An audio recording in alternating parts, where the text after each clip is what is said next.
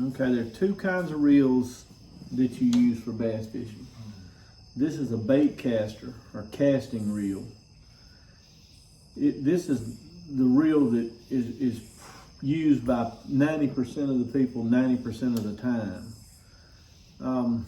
You can get them in different gear ratios. I mean, they look the same. Everything about them is the same, but the actual gears inside have a different gear ratio, meaning that some reels will recover more line per handle turn than others.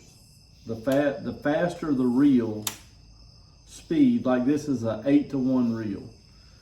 This reel will recover line twice as fast as almost twice as fast as a 5-to-1.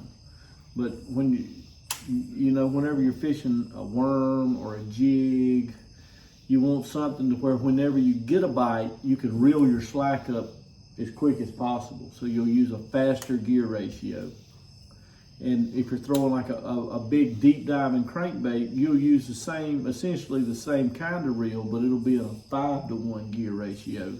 So it retrieves slower, therefore it makes it where throwing the crankbait is not such a struggle, because if you try to throw a big deep diving crankbait on an 8-to-1 reel, it's made for high speed, not for torque. So it's a lot harder to wind it. So just about every bait that you fish, you can fish on a 7 or 8-to-1, except for a big crankbait.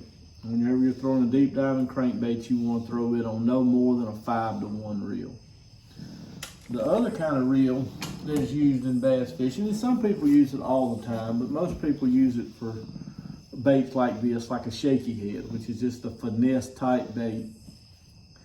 You know, you'll put braided line backing on it, and then a fluorocarbon leader, 8, 10, 12 pound leader, whatever you can get away with.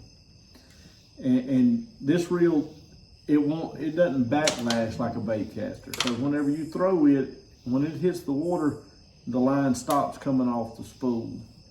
So it makes it easier. It's easier for beginners to learn how to fish with a spinning reel, but most people that use a spinning reel use it to fish a more finesse type approach, meaning light line, small bait.